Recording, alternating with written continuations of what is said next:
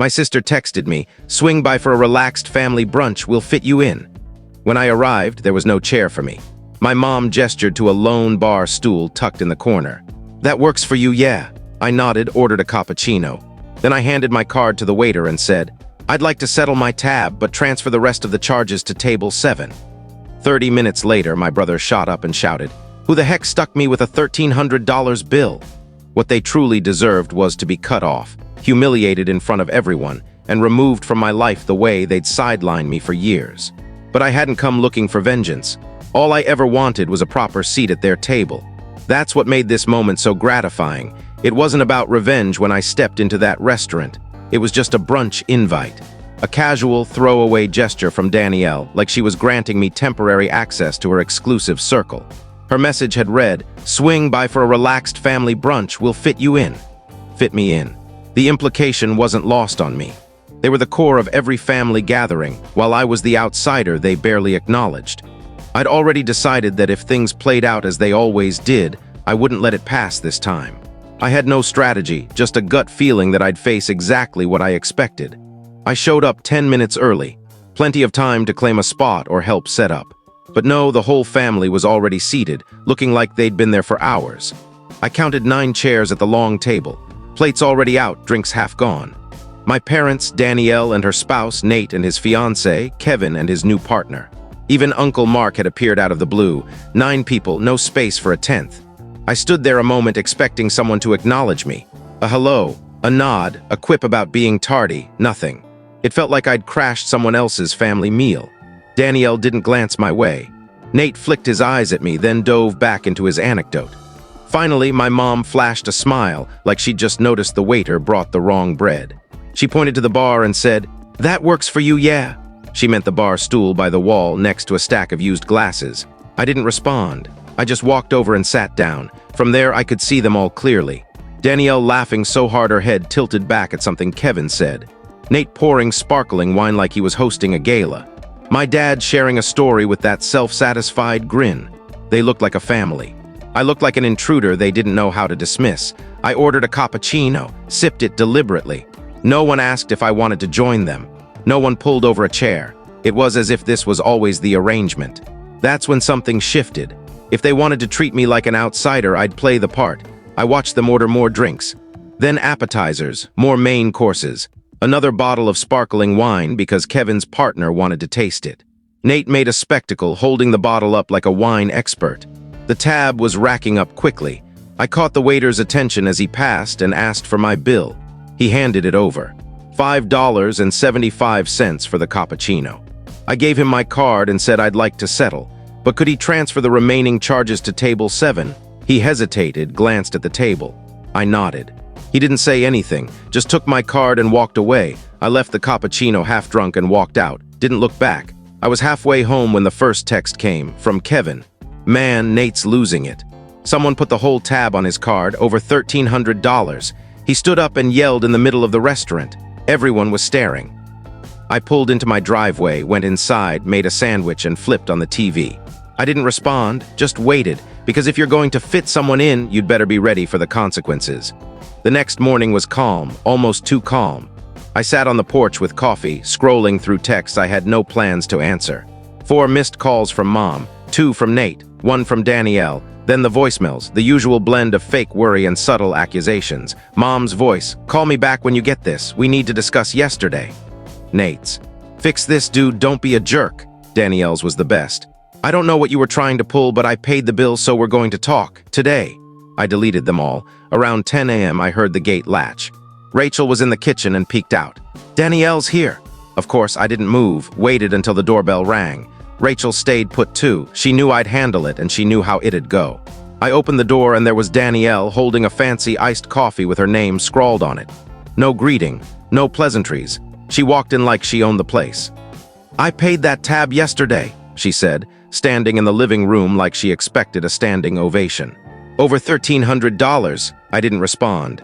She waited for a reaction that never came, then pressed on. I didn't have to, but I did, because I don't make a scene, I don't ruin family events, I fix things. I leaned against the wall, letting her ramble. I wanted to see how far she'd take it. "I don't know what your little game was supposed to prove, but congrats, you got noticed. Everyone's talking about it. You humiliated Nate in front of the whole place. You humiliated us all? I stayed silent because I was starting to see it. She wasn't upset about the bill, not really.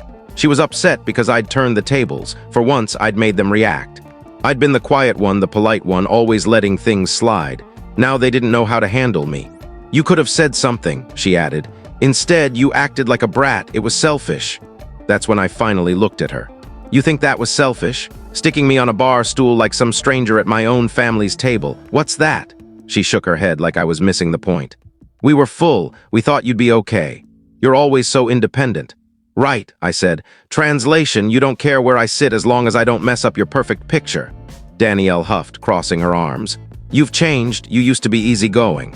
Now you're just resentful. Rachel had heard enough. She stepped out of the kitchen, wiping her hands on a towel, and walked over. Calm, steady.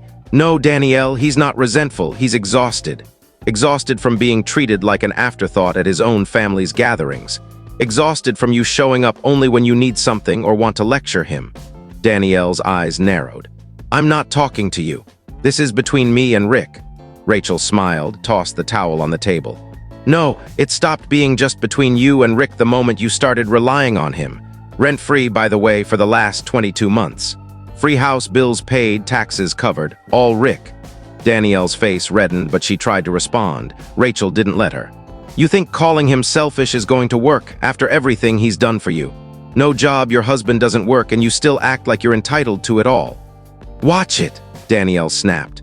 Rachel didn't flinch. She stepped forward, grabbed Danielle by the arm, not harshly, but firmly, and guided her to the door. Pushed it open, nudged her onto the porch, and shut it before Danielle could react. I stood there a moment. No words, no cheers, just the quiet that follows a boundary finally set. Rachel turned to me. You've been too kind. Time to stop. She was right. That house Danielle lived in, the one I owned, paid for, maintained, was supposed to be a temporary favor during a tough time. Her husband lost his job. They had 2 kids. I felt for them. It was meant to be 6 months. Then they were saving up. Then her husband was consulting. Then it became this unspoken assumption that I'd keep covering everything.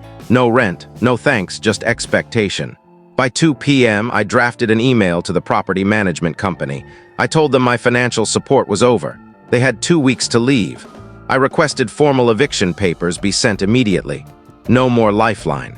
Let's see how entitled she feels when the ground disappears. The email went out before dinner. I wrote it like a legal notice, clear and detached. Sent it to the property manager handling the house Danielle and her family occupied. I stated my support ended effective immediately with 2 weeks' notice to vacate. No extensions, no exceptions. I asked for confirmation when the notice was delivered. Then I waited. By the time I closed my laptop, my phone was buzzing. Danielle called twice, then Nate, then Mom. I let every call go to voicemail. I knew the playbook, tears, guilt, blaming me. Then the text started. Danielle, are you serious? You're kicking us out? You think this is okay? Mom, Rick, call me. This is too much. There are kids involved. You can't do this to your sister. Danielle again. Wow, you're really proud of yourself. You look pathetic. You were always jealous of me. That one made me smirk. Jealous of what? A woman who hasn't worked in 6 years, married to a guy who rejects jobs because they're beneath him while playing video games all day. That night, Rachel and I cooked dinner and didn't mention it.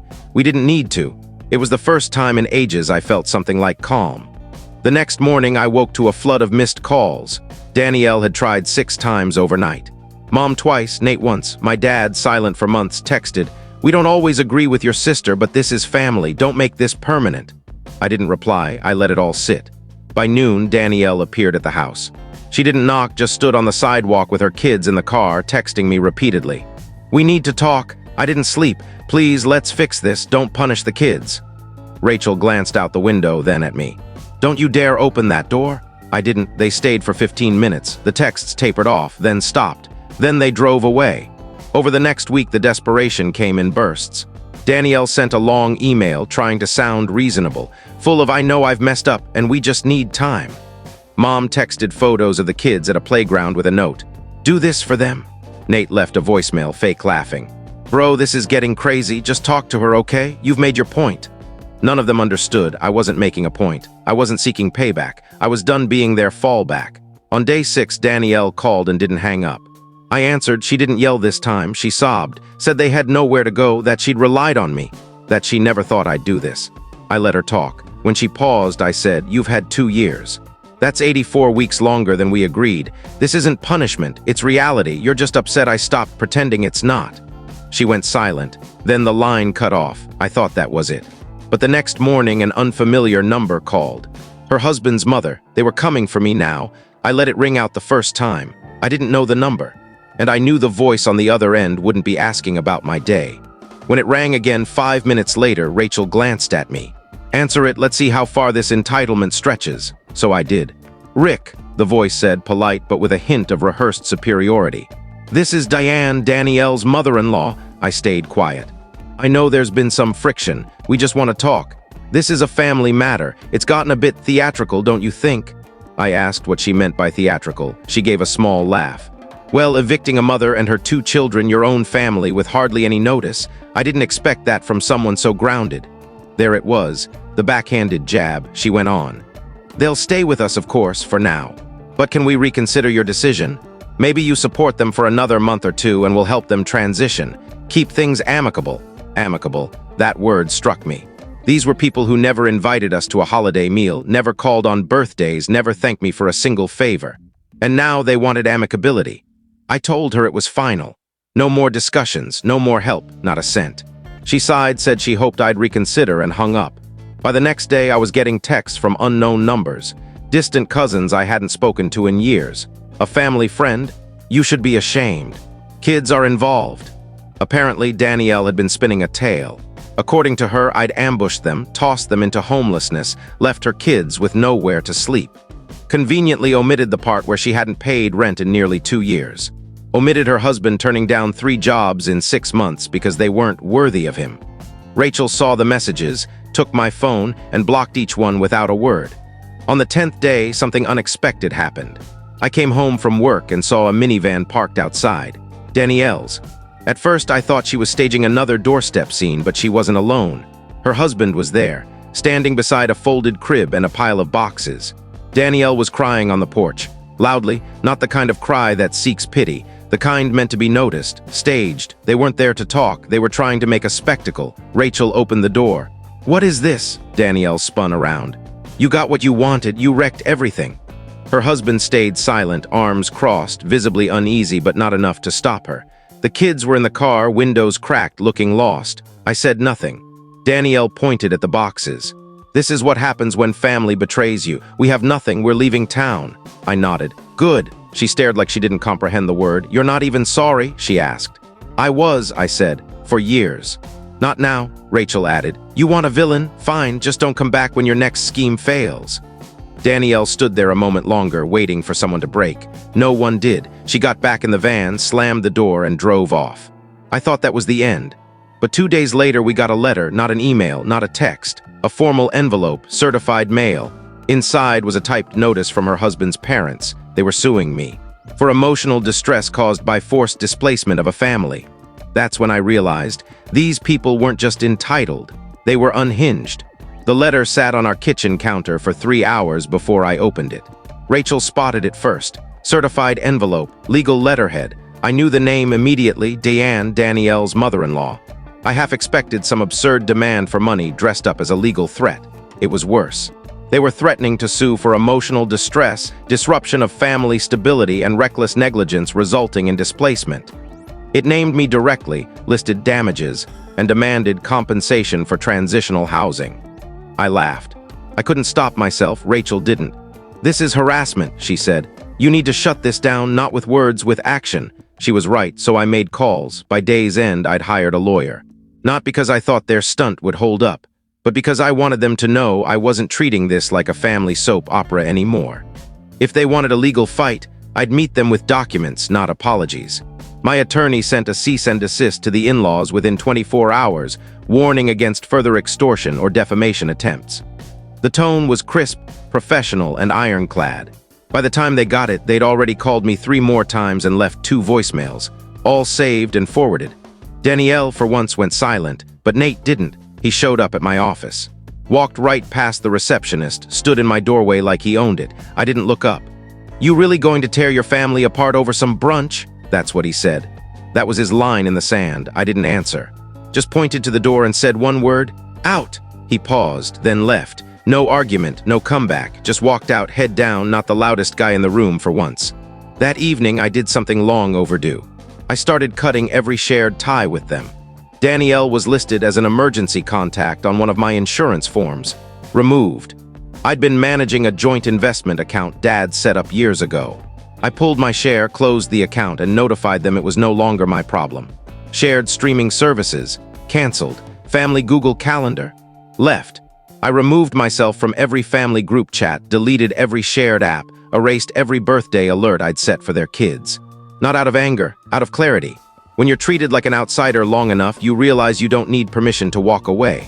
That weekend, Rachel and I took a trip. A small cabin in the mountains. No signal, no disruptions. On Sunday evening, back in our driveway, I checked my phone for the first time in 48 hours. One message from Danielle. One line, "We're gone, don't worry, you win." No apology, no reflection. Just the same self-absorbed tone she always used. I deleted it. That was the last I heard from her. 3 weeks of silence. That's all it took for the fog to lift. No texts, no late-night voicemails dripping with crocodile tears, no sudden knocks at the door. It was like someone had finally turned off the noise that had been blaring in my life for years. And for the first time in forever, no one was trying to guilt me, manipulate me, or claim I owed them because we were family. It wasn't just calm, it was freedom. Rachel noticed it first. She started humming while cooking dinner, painting in the evenings. We made coffee slowly in the mornings, took walks without checking our phones, slept through the night without waking from stressed dreams. The knot in my back for years, gone. Then one Monday morning, the property manager called. They're out, quietly, on time, left nothing but a few broken blinds. They'd packed up and left without another word, no final outburst. No last-minute manipulation. Not even a snarky note, just gone. I drove over that afternoon. The place looked almost untouched, a bit dusty. A few picture hooks on the walls, but no damage, no sabotage. Honestly, it was anticlimactic. I expected some kind of chaos, some statement. But that would have required effort, something they only gave when it served them. The next weekend, Rachel and I walked through the house one last time. I remembered standing in that living room when I handed Danielle the keys 2 years earlier. She'd teared up, said I was saving their family, called me the kindest person she knew. It took her 3 months to treat that kindness like her right. We listed the house as is. No repairs, no cleaning crew, just a straight sale. It was under contract in under 10 days. I never told Danielle. She probably still thinks I'm holding it for her. We used some of the money for a real getaway. A cabin in Maine overlooking the ocean. No signal, no emails, no one asking for anything. Rachel slept until noon. I cooked. We didn't talk much about what happened. There was nothing left to say. When we returned, I went through old documents, insurance forms, bank accounts, shared utilities, and cut every tie. Danielle was listed as an emergency contact on 3 forms. I replaced her with Rachel. I deleted the shared family calendar, left the group chats, erased every digital trace of the people who never truly showed up for me. Then I did one final thing. I took the old family photo off the stairwell wall, the one from a Christmas a decade ago where we all wore forced smiles and matching sweaters, and put it in a box in the attic. Not out of spite, because it no longer felt like it belonged. December arrived, no Christmas card from Danielle, no invite from Mom, no group text planning the annual brunch I was always tacked onto at the last minute. Just silence. Clean, unbroken silence. And in that quiet, I found something better than resolution. I found space. Space to build a life where being family didn't mean a free pass to exploit me. Space to stop bending just to be included. Space to be content without needing their validation. I used to think walking away from family was defeat. Now I know it was the wisest choice I ever made.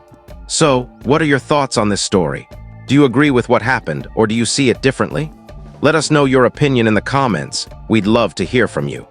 And if you enjoyed the video, make sure to give it a like, subscribe to the channel, and hit the bell icon so you don't miss any of our upcoming stories. See you in the next one.